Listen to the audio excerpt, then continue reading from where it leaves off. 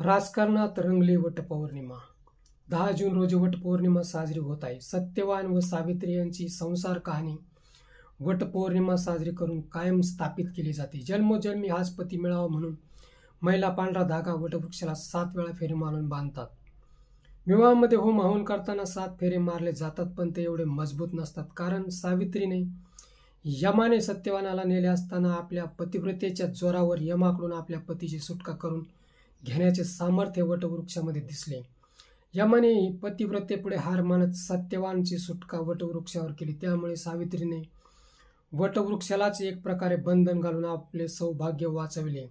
त्यामुळेच प्रत्येक महिला आपल्या सौभाग्याचे रक्षा कवच वटवृक्षाने करावे म्हणून ज्येष्ठ शुद्ध 15 म्हणजेच पौर्णिमा वटवृक्षाचे पूजन करून धाग्याच्या बंधनात बांधतात.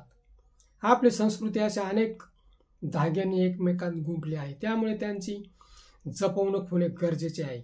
उत्साह धडक्यात साजरे व्हायला हवेत. जर वटपौर्णिमा वैष्णवी हगवनेने साजरी केली असती तर उभ्या महाराष्ट्राला अभिमान वाटला असता.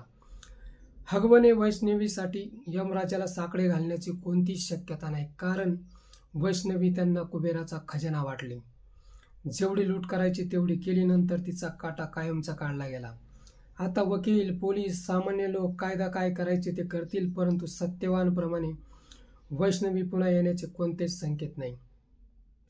संतोष देशमुख यांचे पुण्य सुद्धा एवढे मोठे नाही की यमराज पुन्हा त्यांना पृथ्वी तलावर घेऊन येईल. राजकारण्यांनी सामान्य जीवनात एवढी घाण केली आहे, ती साफ करता करता काही वर्षे लागतील. यांच्या बायका घरात तर लफडे दारात अशी अवस्था आहे. त्यांच्या बायका वटवृक्षाला फेरी मारताना पुन्हा हाच नराधमपती मिळावा अशी मागणी करतील काय? 2 बायका फजिती आहे का? सिनेमा पाहण्यापेक्षा मुंडे या नेत्याकडे पाहावे.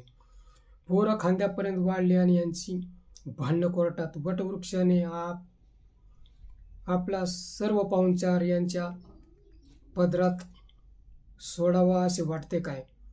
हा आपली जगावेगळी कहाणी आहे. मित्र, हा व्हिडिओ कसा वाटला ते कमेंट बॉक्समध्ये सांगा व ॲक्शन मराठी चॅनलला सबस्क्राईब करा.